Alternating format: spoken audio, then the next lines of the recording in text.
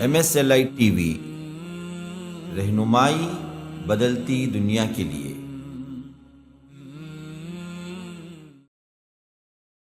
اللہ نے ان قوموں کا تذکرہ فرمایا جنہوں نے اللہ کے حکم کے مقابلے میں اللہ سے سرکشی کی، بغاوت کی، تکبر کیا، فساد فی الارض میں مبتلا ہوئے۔ نتیجے میں یہ قومیں تباہ و برباد ہوئی۔ جس طرح فیملی لائف کے اندر میاں بیوی میں انڈرسٹینڈنگ نہ ہو، اتحاد نہ ہو، اتفاق نہ ہو، ایک دوسرے کو برداشت کرنے کی صلاحیت نہ ہو، ایک گھر تباہ و برباد ہو جاتا ہے۔ تو اسی طرح قومیں جو ہے مقصد تخلیق کو جب بھول جاتی ہیں، رب کے احکامات کو پس پش ڈال دیتی ہیں، رب کے احکام کو قبول نہیں کرتی، اللہ کے ساتھ بغاوت جب کرتی ہیں، سرکشی کرتی ہیں، بڑے بڑے گناہوں میں مبتلا ہوتی ہیں، تو قومیں تباہ و برباد کر دی جاتی ہیں۔ قوم سبا ایک قوم تھی، خوشحال قوم تھی۔ قرآن کہتا ہے لَقَدْ كَانَ لِسَبَإٍ فِي مَسْكَنِهِمْ آیَةٌ جنتان عن یمین و شمال، باغات ہی باغات، چشمے ہی چشمے، نہریں ہی نہریں، یہ سب تھی ان کے پاس، لیکن کفران نعمت کا ارتکاب کیا انہوں نے، ناشکری کیے، اللہ کی نعمتوں کو پا کر کے خود اللہ کو بھول گئے۔ اللہ کی نعمتوں کو پا کر خود جو ہے اللہ تعالیٰ جو منعم حقیقی ہے اسے بھول گئے، ناشکری پر اتر آئے۔ اللہ نے اس قوم کو تباہ کیا۔ اس زمانے میں اس قوم نے ایک ڈیم بنایا تھا، قوم سبا نے، جو یمن والے لوگ ہیں، وہاں انہوں نے ڈیم بنایا تھا۔ ڈیم پھٹنے کے بعد پوری بستی پانی کے اندر غرق ہو گئی، تباہ و برباد ہو گئی۔ قوم سمود وہ بھی جو ہے مضبوط اور طاقتور قوم تھی۔ وہ لوگ پہاڑوں میں گھر بناتے تھے، پہاڑوں کو تراش کر کے محلات بناتے تھے۔ وَكَانُوا يَنْحِتُونَ مِنَ الْجِبَالِ بُيُوتًا آمِنِينَ، پہاڑوں میں گھر بناتے تھے۔ وہ کہتے تھے، قوم نوح بیوقوف لوگ تھے، سیلاب میں آ کر، طوفان میں آ کے مر گئے۔ قوم عاد بھی کوئی بڑی طاقتور قوم کیا بھی نہیں، ہم لوگ ایسی جگہ میں گھر بنائیں گے وہاں تک کسی کا عذاب پہنچے گا ہی نہیں۔ پہاڑوں پر محلات بنائے، لیکن اللہ نے صرف زبردست چیخ کے ذریعے سے، ایک آندھی، ایک آواز، ایک طوفان، ایسی کڑکدار آواز کے ذریعے سے اللہ نے قوم کو سلا دیا ہمیشہ کے لیے۔ ان الحمد للہ نحمده ونستعینه ونستغفره ونؤمن به ونتوکل علیہ ونعوذ باللہ من شرور انفسنا ومن سیئات اعمالنا من يهده الله فلا مضل له ومن يضلل فلا هادي له واشهد ان لا اله الا الله وحده لا شريك له واشهد ان محمدا عبده ورسوله ارسله بالحق بشيرا ونذيرا وداعيا الى الله باذنه وسراجا منيرا اما بعد فان خير الحديث كتاب الله وخير الهدي هدي محمد صلى الله عليه وسلم وشر الامور محدثاتها وكل محدثة بدعة وكل بدعة ضلالة وكل ضلالة في النار۔ فاعوذ بالله السميع العليم من الشيطان الرجيم، بسم الله الرحمن الرحيم۔ وكأي من قرية عتت عن أمر ربها ورسله فحاسبناها حسابا شديدا وعذبناها عذابا نكرا۔ عن ابن مسعود رضی اللہ عنہ قال سألت رسول اللہ صلی اللہ علیہ وسلم أي الذنب أعظم؟ قال صلی اللہ علیہ وسلم أن تجعل لله ندا وهو خلقك۔ قال قلت ثم أي؟ قال أن تقتل ولدك مخافة أن يطعم معك، او كما قال صلی اللہ علیہ وسلم۔ تمام تعریفیں اس اللہ کے لیے جس نے انسانوں کو بنایا، بہتر سے بہتر انداز سے شکل صورت کے ساتھ بنایا، اشرف المخلوقات کا لقب عنایت فرمایا۔ انسانوں کی ہدایت کے لیے ہر دور میں نبیوں کو مبعوث فرمایا۔ نبوت کا سلسلہ پیارے نبی صلی اللہ علیہ وسلم کے ذریعے سے ختم فرمایا۔ درود و سلام ہو اللہ کے نبی صلی اللہ علیہ وسلم پر، آپ کے صحابہ کرام، تابعین اور تبع تابعین سے اللہ راضی ہو۔ اللہ تعالیٰ ان سب کے خدمات قبول فرمائے اور انہیں جنت نصیب فرمائے، اور ہمیں بھی نیک اعمال کے ساتھ خاتمہ بالخیر کی توفیق نصیب فرمائے۔ محترم حضرات، ابھی آپ کے سامنے سورہ طلاق کی ایک آیت اور رسول اکرم صلی اللہ علیہ وسلم کی ایک صحیح حدیث آپ کے سامنے رکھا۔ قرآن میں اللہ کا پیغام یہ ہے، وَكَأَيٍّ مِّن قَرْيَةٍ عَتَتْ عَنْ أَمْرِ رَبِّهَا وَرُسُلِهِ، کتنی ہی بستیاں ہیں جنہوں نے اپنے پروردگار اور اس کے رسولوں کے حکم سے سرکشی کی، ہم نے ان کا سخت محاسبہ کیا اور انہیں بری طرح سزا دی۔ اور حدیث میں اللہ کے نبی صلی اللہ علیہ وسلم نے فرمایا، ایک بار عبداللہ بن مسعود رضی اللہ عنہ سوال کرتے ہیں، اے اللہ کے رسول صلی اللہ علیہ وسلم، گناہوں میں سب سے بڑا گناہ کون سا ہے؟ تو آپ نے ارشاد فرمایا کہ تم اللہ کے ساتھ کسی کو شریک ٹھہراؤ حالانکہ اس نے تمہیں پیدا کیا ہے۔ پھر انہوں نے دوسرا سوال کیا، اس کے بعد پھر کون سا گناہ سب سے بڑا ہے؟ تو فرمایا کہ تم اپنے بچے کو مار دو، قتل کر دو، اس خوف سے کہ وہ بچہ تمہارے ساتھ کھائے گا پیے گا۔ قرآن اور حدیث کا مطالعہ کرنے سے ایک اہم بات کی طرف ہمیں سے توجہ دینے کی ضرورت پڑتی ہے، وہ یہ ہے کہ قرآن میں قوموں کی تباہی کا تذکرہ ہے، قوموں کے عروج و زوال کا تذکرہ ہے۔ تو آخر ہمیں قرآن سے کیا حاصل کرنا ہے؟ قرآن تو کتاب ہدایت ہے، ہمارے لیے دستور ہے، ہدایت کی کتاب ہے، نصیحت کی کتاب ہے، خوشخبری دینے والی کتاب ہے، اللہ کے عذاب سے ڈرانے والی کتاب ہے، قوموں کی ترقی کا راز بتانے والی کتاب ہے، قوموں کی بربادی کے اسباب بتانے والی کتاب بھی ہے، اللہ سے ملانے والی کتاب بھی ہے۔ تو قرآن کے ان واقعات سے، قوموں کی تباہیوں سے ہمیں کچھ سبق حاصل کرنا ہے، اس لیے کہ قرآن میں اللہ نے یہ بھی فرمایا، لَقَدْ كَانَ فِي قَصَصِهِمْ عِبْرَةٌ لِأُولِي الْأَلْبَابِ، ان گزرے ہوئے لوگوں کے واقعات میں، قصوں میں، کہانیوں میں عقل مندوں کے لیے نشانیاں ہیں، عقل مندوں کے لیے نشانیاں ہی نشانیاں۔ ابھی آپ کے سامنے جو آیت تلاوت کی گئی وہ سورہ طلاق سے متعلق ہے۔ سورت کے شروع میں طلاق سے متعلق احکامات، نان نفقے سے متعلق، بچوں کی روزی روٹی سے متعلق احکامات دینے کے بعد، فیملی لائف سے متعلق احکامات دینے کے بعد، اللہ نے ان قوموں کا تذکرہ فرمایا جنہوں نے اللہ کے حکم کے مقابلے میں اللہ سے سرکشی کی، بغاوت کی، تکبر کیا، فساد فی الارض میں مبتلا ہوئے، نتیجے میں یہ قومیں تباہ و برباد ہوئی۔ جس طرح فیملی لائف کے اندر میاں بیوی میں انڈرسٹینڈنگ نہ ہو، اتحاد نہ ہو، اتفاق نہ ہو، ایک دوسرے کو برداشت کرنے کی صلاحیت نہ ہو، ایک گھر تباہ و برباد ہو جاتا ہے۔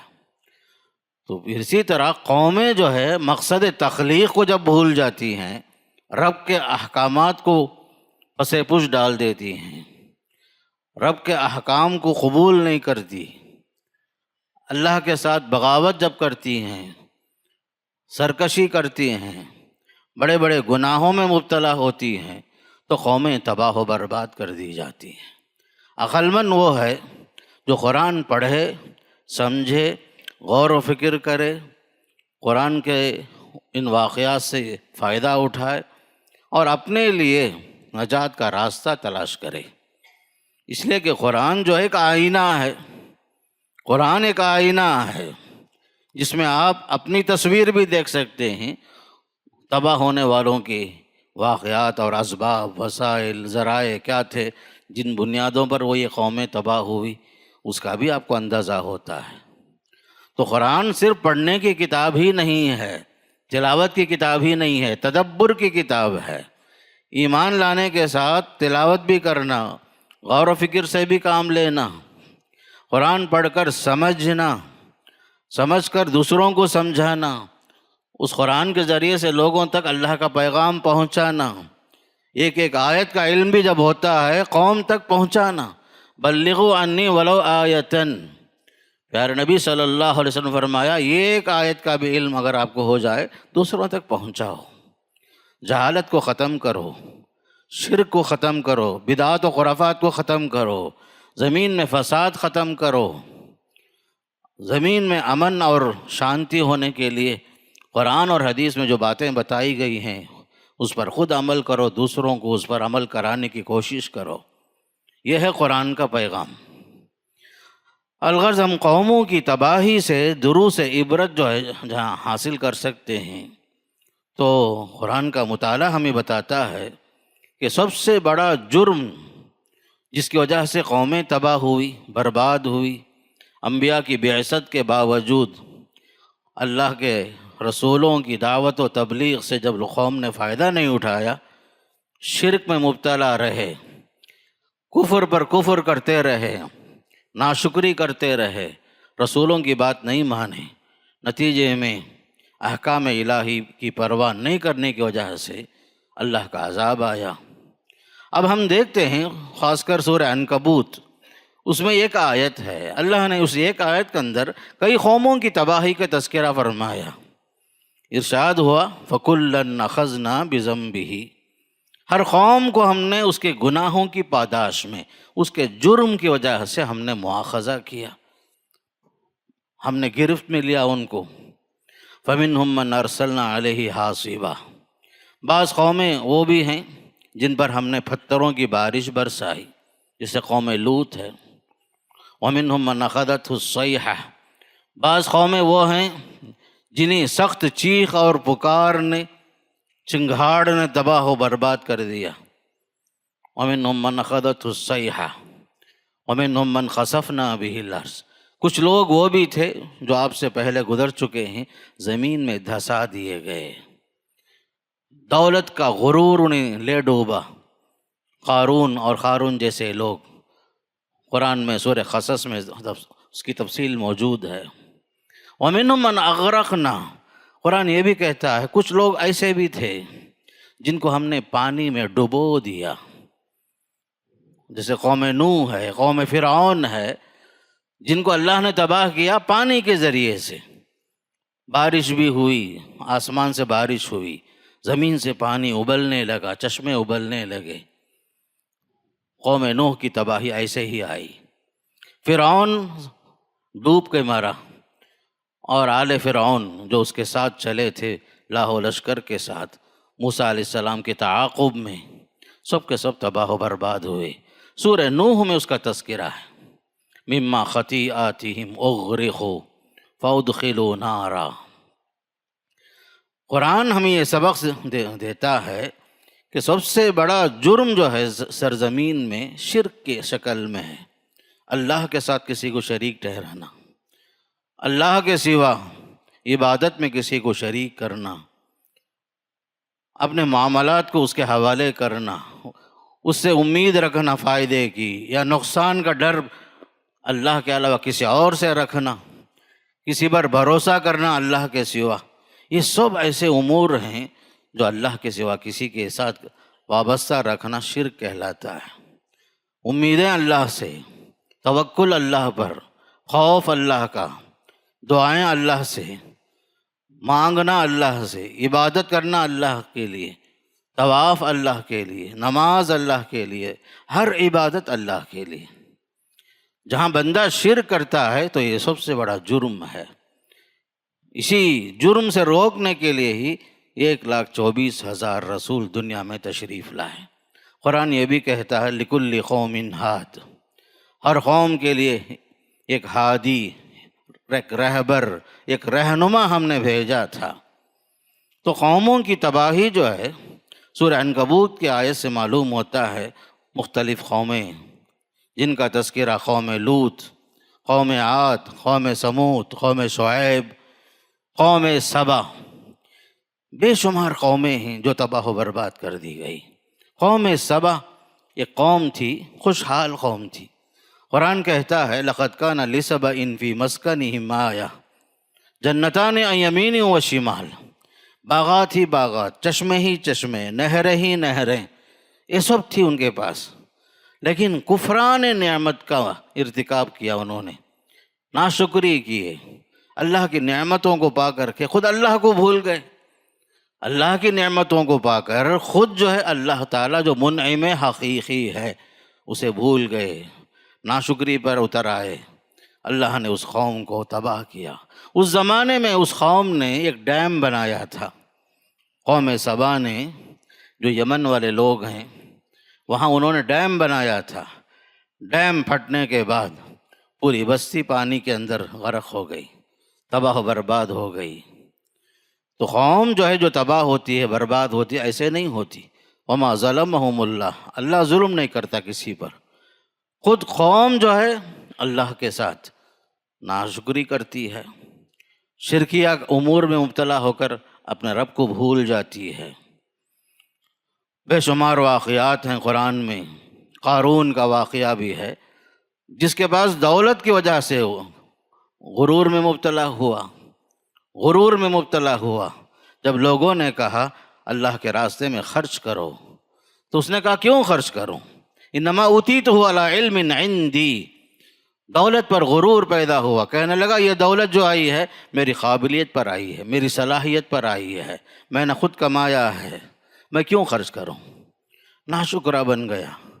اللہ کی دولتوں، اللہ کی نعمتوں کو بھول کر دولت کے غرور میں، ایک نشے میں مبتلا ہوا۔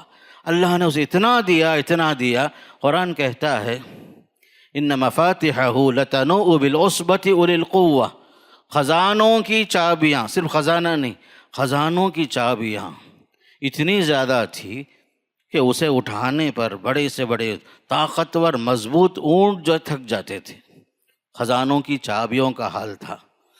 دولت اتنی تھی، بہت کمایا، اور دنیا پرست جو لوگ تھے تمنا کرتے تھے قارون کی طرح ہمارا بھی خزانہ ہوتا اچھا تھا، یا لیت لنا مثل ما اوتی قارون۔ جب اللہ کسی کو نوازتا ہے تو کچھ لوگ جو ہے تمنا کرتے مجھے بھی اس طرح کی دولت چاہیے، لیکن دولت کے کچھ حق بھی ہیں۔ دولت جب اللہ دیتا ہے، نعمت سے جب نوازتا ہے، اس نعمت کے کچھ تقاضے ہیں۔ اللہ کے بندوں کو کھلانا پلانا، اللہ کے بندوں کی ضرورتیں پوری کرنا، اس کا حق ادا کرنا، یہ سب ضروری ہوتا ہے۔ لیکن ناشکری جب کرتے ہیں اللہ تعالیٰ دنیا میں ہی مزہ چکاتا ہے۔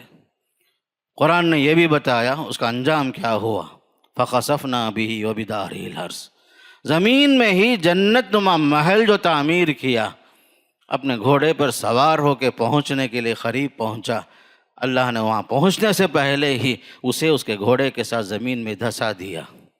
فَخَسَفْنَا بِهِ وَبِدَارِهِ الْأَرْضِ فَمَا كَانَ لَهُ مِنْ فِئَةٍ يَنْصُرُونَهُ مِنْ دُونِ اللَّهِ، اسے بچانے والی کوئی طاقت نہیں تھی، کوئی قوت نہیں تھی، کوئی جماعت نہیں تھی، کوئی پولیس نہیں تھا وہاں۔ اللہ کی پکڑ جب آتی ہے کوئی بچا نہیں سکتا، زمین میں دھسا دیا گیا۔ تو ہمارے لیے سبق ہے کہ دولت پر ناز نہیں ہونا، حکومت پر ناز نہیں ہونا، قوت پر ناز نہیں ہونا، جوانی پر ناز نہیں ہونا، خاندان کے حسب و نسب کے شرافت پر کبھی ناز نہیں ہونا، سب جو ہیں وقتی چیز ہیں۔ اللہ دے کر آزماتا، کبھی چھین کر آزماتا ہے۔ نتیجے میں فرعون بھی تباہ ہوا، قارون بھی تباہ ہوا۔ حالانکہ فرعون کہتا تھا انا ربکم الاعلی، الانہار تجری من تحتی کہتا تھا، یہ دریائے نیل دیکھو میرے تابع ہے، میرے محل کے نیچے میرے حکم سے چل رہی ہے۔ ایسا غرور تھا، اپنے آپ کو بڑا خدا کہتا تھا، لیکن یہ سب چیزیں کام نہیں آتی۔ سب سے بڑا مجرم اگر دنیا کے اندر اگر کوئی ہو سکتا ہے تو فرعون سے بڑا کوئی مجرم نہیں، جو الوہیت کا دعویٰ کیا۔ اس کا بھی انجام برا ہوا، قارون کا انجام برا ہوا۔ قوم عاد اس زمانے کے وقت کے سپر پاور تھے، وہ لوگ اپنی قوت پر ناز تھا انہیں، طاقت پر، کہتے تھے من اشد منا قوہ، ہم سے بڑا پہلوان کون ہے، ہم سے بڑا قوت والا کون ہے۔ اپنے نبی کا مذاق اڑائے، قوم عاد نے ہود علیہ السلام کا مذاق اڑایا۔ قوم سمود وہ بھی جو ہے مضبوط اور طاقتور قوم تھی، وہ لوگ پہاڑوں میں گھر بناتے تھے، پہاڑوں کو تراش کر کے محلات بناتے تھے۔ وَكَانُوا يَنْحِتُونَ مِنَ الْجِبَالِ بُيُوتًا آمِنِينَ، پہاڑوں میں گھر بناتے تھے۔ وہ کہتے تھے قوم نوح بیوقوف لوگ تھے، سیلاب میں آ کر، طوفان میں آ کے مر گئے۔ قوم عاد بھی کوئی بڑی طاقتور قوم کیا بھی نہیں، ہم لوگ ایسی جگہ میں گھر بنائیں گے وہاں تک کسی کا عذاب پہنچے گا ہی نہیں، پہاڑوں پر محلات بنائے۔ لیکن اللہ نے صرف زبردست چیخ کے ذریعے سے، ایک آندھی، ایک آواز، ایک طوفان، ایسی کڑکدار آواز کے ذریعے سے اللہ نے قوم کو سلا دیا ہمیشہ کے لیے۔ قرآن یہ کہتا ہے لَقَدْ كَانَ فِي قَصَصِهِمْ عِبْرَةٌ، یہ کہ قوم کو دیکھتے جاؤ، ان کے پیچھے تمہارے لیے عبرت کا سامان نظر آئے گا۔ آپ کو معلوم ہے قوم لوط مشہور ہے جنسی بے راہ روی میں، مرد سے جو خواہش پوری کرتے تھے۔ اس زمانے کا ماحول، اس زمانے کے بڑے مجرم تھے، منع کرتے تھے لوط علیہ السلام، ما سبقکم بہا من احد من العالمین، اے نادان قوم، تم جو کام کر رہے ہو، فطرت کے خلاف بغاوت کر رہے ہو، ایسا کام آج تک کوئی نہیں کیا، آپ لوگ مت کرو۔ اگر آپ کو خواہش پوری کرنی ہے، اللہ نے بیٹیاں بنائی ہیں، لڑکیوں سے، عورتوں سے شادی کر کے اپنی خواہش پوری کرو۔ اس کا بھی مذاق اڑاتے تھے، بلکہ ان کا راستہ، ان کی بستی جو ہے شام کے راستے میں پڑتی تھی، آنے جانے والے تاجروں سے ٹیکس وصول کرتے تھے، جاتے ہوئے بھی ٹیکس، آتے ہوئے بھی ٹیکس۔ ٹول گیٹ جیسے آج ہم لوگ بولتے ہیں، ویسا وہ زمانے میں قوم لوط جو ہے تاجروں سے لوٹتے تھے، جی ایس ٹی کے نام سے، وہ زمانے کا، آتے ہوئے جاتے ہوئے ان سے ٹیکس وصول کرنا، اور جو ہے زبردستی کوئی نوجوان پسند آ گیا اس کے ساتھ بدفعلی کرنا، محفلوں میں بیٹھ کر بے حیائی کے ساتھ ہوا خارج کرنے میں، اس میں بھی کمپٹیشن، بے حیائی کی حد تھی۔ جب اللہ کا عذاب آیا، فرشتے آئے نوجوان اور حسین شکل میں، ان کو نہیں معلوم تھا کہ یہ جو فرشتے ہیں لوط علیہ السلام کے گھر میں پہنچ گئے ہیں فرشتے، ان کو معلوم ہو گیا کچھ نوجوان آئے ہیں، دروازہ کھٹکھٹانے لگے، ستانے لگے لوط علیہ السلام کو۔ حضرت لوط علیہ السلام گڑ گڑائے، کہا فاتقوا اللہ، اللہ سے ڈرو بھائی، ولا تخزونی فی ضیفی، میرے مہمان آئے ہیں، اللہ کے واسطے مجھے رسوا نہ کرو۔ اس زمانے میں بھی مہمان کی عزت جو ایمان کا حصہ تھا، وہ اسی لیے آپ نے کہا لا تخزونی فی ضیفی، میرے مہمان ہیں، ان کے ساتھ بدسلوکی کیوں کرنا چاہتے ہو؟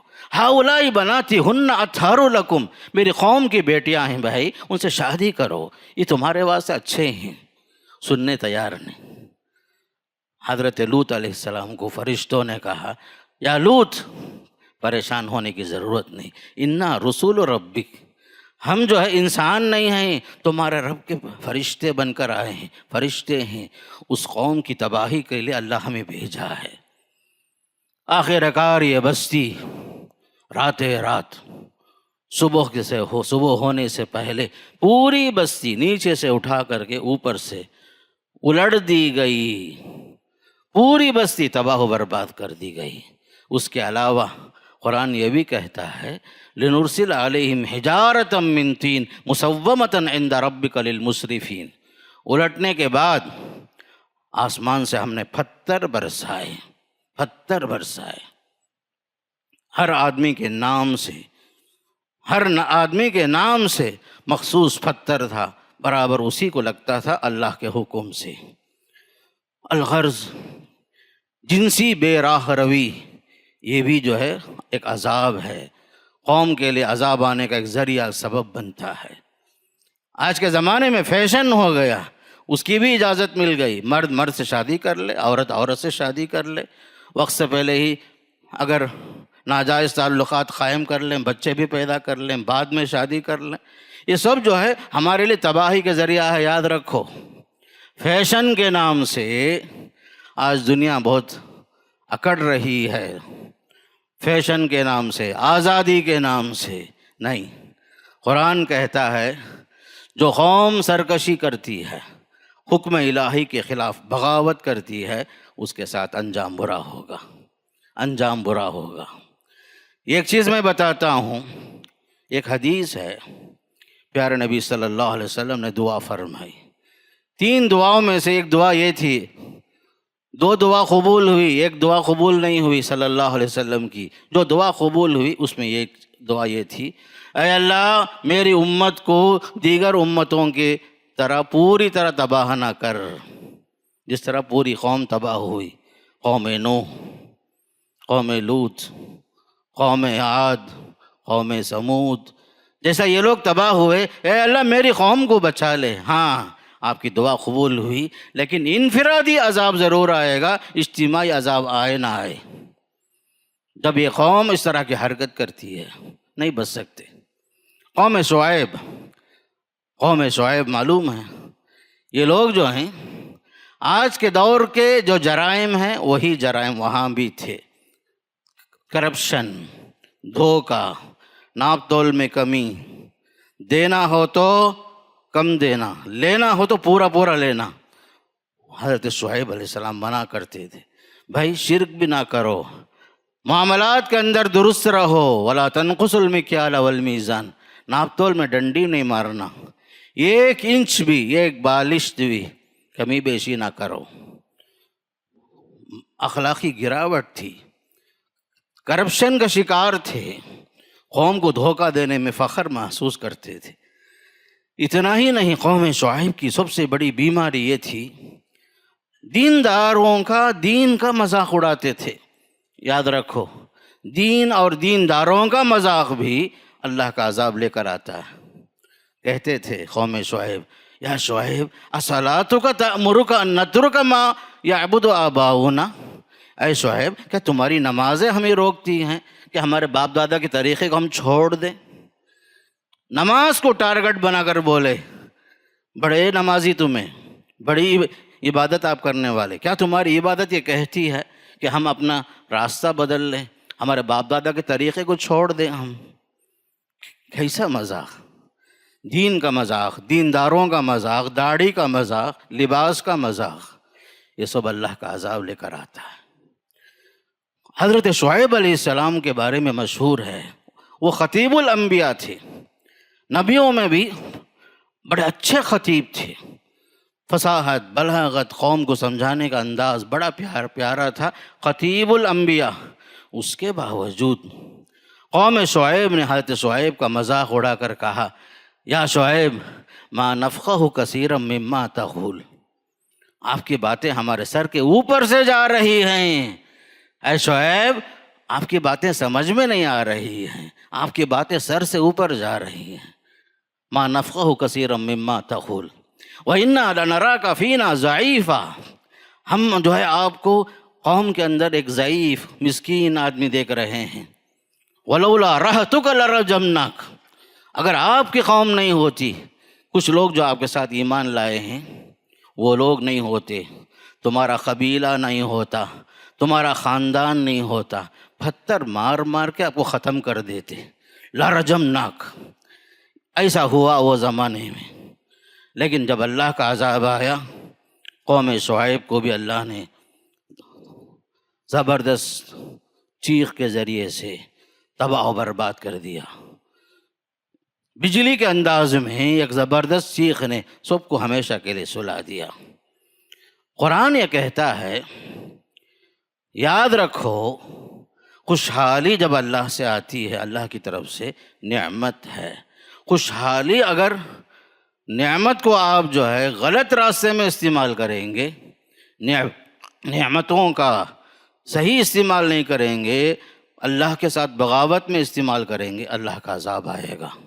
سورہ نحل میں ارشاد فرمایا وَضَرَبَ اللَّهُ مَثَلًا قَرْيَةً كَانَتْ آمِنَةً مُطْمَئِنَّةً يَأْتِيهَا رِزْقُهَا، فرمایا سورہ نحل میں اللہ نے مثال دی ایک بستی کی، امن کے ساتھ، عافیت کے ساتھ، سکون کے ساتھ تھے، چاروں طرف سے روزی آ رہی تھی، لیکن ان لوگوں نے ناشکری کی، نعمت الہیہ کو پانے کے بعد ناشکری کیے، نتیجے میں فَأَذَاقَهَا اللَّهُ لِبَاسَ الْجُوعِ وَالْخَوْفِ، اللہ نے فقر و فاقہ کا مزہ چکایا، فقر و فاقہ، بھوک مری، پریشان ہوئے، کئی دن تک کھانا نہیں ملا، پوری بستی بھوک کے مارے تباہ و برباد ہوئی۔ فَأَذَاقَهَا اللَّهُ لِبَاسَ الْجُوعِ وَالْخَوْفِ بِمَا كَانُوا يَصْنَعُونَ، ان کے کرتوت کی وجہ سے۔ سورہ ابراہیم میں فرمایا أَلَمْ تَرَ إِلَى الَّذِينَ بَدَّلُوا نِعْمَةَ اللَّهِ كُفْرًا، کیا یہ لوگ نہیں دیکھتے ہیں جنہوں نے اللہ کی نعمت کو ناشکری میں تبدیل کر دیا، نتیجے میں اللہ نے ان پر اپنا عذاب اتارا۔ أَلَمْ تَرَ إِلَى الَّذِينَ بَدَّلُوا نِعْمَةَ اللَّهِ كُفْرًا وَأَحَلُّوا قَوْمَهُمْ دَارَ الْبَوَارِ، یہ لوگ جو ہیں جہنمی ہیں، جو اللہ کی نعمتوں کے ساتھ کھلواڑ کرتے ہیں، ناشکری کرتے ہیں، خدا فراموشی میں مبتلا ہیں۔ کبھی دولت آپ کو اللہ سے نہ بھلائے، نہ بھلائے آپ کو اللہ سے، یہ دولت، یہ نعمت، یہ اعلی اولاد، یہ دنیا کی ساری نعمتیں، یہ سب کچھ وقتی ہیں، عارضی ہیں، آپ اس کے ہمیشہ کے مالک نہیں ہیں، حقیقی مالک اللہ ہی ہے۔ یہ سمجھ کر آدمی دنیا میں مسافرانہ زندگی گزارے، اس لیے کہ کوئی چیز دائمی طور پر آپ مالک نہیں ہیں، صرف اور صرف اللہ ہی مالک ہے۔ قرآن کے اندر اللہ تعالیٰ نے یہ بھی بتایا قوم اپنے نفس کی اصلاح کر لے اور خصوصاً معاملات کو درست کر لے، نفس کا تزکیہ کر لے۔ اگر اصلاح نفس کے لیے تیار نہ ہو، معاملات کی درستگی کے لیے تیار نہ ہو، تزکیے کے لیے تیار نہ ہو، تو وہ عذاب الہی کو چیلنج کر رہے ہیں۔ وَلَا تَكُونُوا كَالَّذِينَ نَسُوا اللَّهَ فَأَنسَاهُمْ أَنفُسَهُمْ، سورہ حشر میں فرمایا تم ان کی طرح نہیں ہو جانا جو اللہ کو بھول بیٹھے، نتیجے میں اللہ نے خود ان کو ان کی ذات سے بھلا دیا۔ خدا فراموشی کا نتیجہ خود فراموشی ہے۔ خدا فراموشی کا نتیجہ کیا ہے؟ خود فراموشی، یعنی آپ اللہ کا حق نہیں جانتے، عبادات میں اس کا حق ہے، معاملات میں اس کے حکم کے مطابق چلنا ہے، رسولوں کی اطاعت کرنا ہے، ہدایت کے جو راستے ہیں ان پر چلنا ہے، حلال اور حرام کی تمیز کرنا ہے۔ مسلمان بھی ہیں اور حلال و حرام کی تمیز بھی نہیں کریں گے، عبادت بھی نہیں کریں گے، کما حق خواہ نہیں کریں گے، نعمتوں کی ناقدری کریں گے، نتیجہ کیا ہوگا؟ خدا فراموشی کا نتیجہ خود فراموشی ہے۔ مقصد تخلیق سے آدمی غافل ہو جاتا ہے، کیوں میں پیدا ہوا؟ مقصد تخلیق کیا ہے؟ اللہ نے مجھے کیوں بنایا؟ جبکہ رب نے مجھے اپنا خلیفہ بنایا ہے اور مجھے بہترین شکل صورت سے نوازا ہے۔ لقد خلقنا الانسان فی احسن تقویم، اللہ نے انسان کو بنایا بھی تو بہترین شکل صورت سے نوازا، بہترین شکل صورت سے نوازا۔ انسانوں اور جانوروں میں دیکھو کتنا فرق ہے، اللہ نے انسان کو بنایا بھی تو بہترین شکل، بہترین صورت، سمجھ بوجھ کی صلاحیت، عقل کی صلاحیت، بولنے کی صلاحیت، سمجھنے کی صلاحیت، ترقی کرنے کی صلاحیت، آگے بڑھنے کی صلاحیت، نفع اور نقصان کو پہچاننے کی صلاحیت، یہ سب اللہ نے انسان کو دیا ہے، کسی اور مخلوق کو نہیں دیا۔ یہ انسان ہے جو رب کی نعمتیں تو استعمال کرتا ہے لیکن رب کو بھول جاتا ہے۔ یاد رکھو قرآن مجید کے اندر جن جرائم کی وجہ سے پچھلی قوموں میں تباہی آئی، بربادی آئی، اس کا میں جو ہے صرف اشارہ کر دیتا ہوں، وقت کم ہے۔ پہلا سبب جو قوموں پر اللہ کا عذاب آیا شرک ہے۔ ظہر الفساد فی البر والبحر بما کسبت ایدی الناس، شرک سب سے بڑا فساد، شرک سب سے بڑا فساد، بلکہ جو ہے سارے گناہ کو اللہ معاف کرتا ہے سوائے شرک کے، اس لیے کہ یہ اللہ کے ساتھ بغاوت ہے، اللہ کے ساتھ اطاعت کے بجائے اس کی خلاف ورزی ہے اللہ تعالیٰ کی، اسی لیے فرمایا ان اللہ لا یغفر ان یشرک بہ ویغفر ما دون ذلک لمن یشاء۔ دوسرا جو سب سے بڑا سبب ہے قوموں کی تباہی کے پیچھے، جو ہمارے لیے درس عبرت ہے، دنیا پرستی۔ ہم یہ سمجھیں، پہلی چیز جو شرک ہے، جب بندہ اللہ کے حق کو نہیں پہچانتا تو دنیا ہی کو سب کچھ سمجھ لیتا ہے، دنیا ہی کے لیے جیتا بھی ہے، دنیا ہی کے لیے مرتا بھی ہے، دنیا کماتے کماتے حرص ختم نہیں ہوتی، لالچ ختم نہیں ہوتی، 2 وادی سونا مل جائے تو تیسری وادی کی تلاش میں ہوتا ہے۔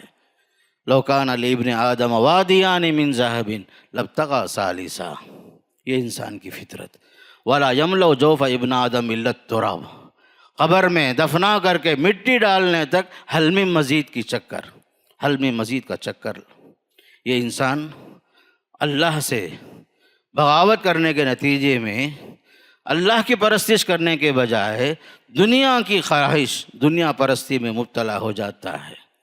اللہ نے سورہ اسراء میں فرمایا وَإِذَا أَرَدْنَا أَن نُهْلِكَ قَرْيَةً أَمَرْنَا مُتْرَفِيهَا، جب ہم کسی بستی کو تباہ کرنا چاہتے ہیں وہاں خوشحالی عام کر دیتے ہیں، خوشحالی عام، ہر چیز ریموٹ کنٹرول سے، اٹھ کر جانے کی ضرورت بھی نہیں، ہر چیز آرام کے ساتھ، اتنی آرام کہ آدمی جو ہے خود اپنے رب کو بھول جاتا۔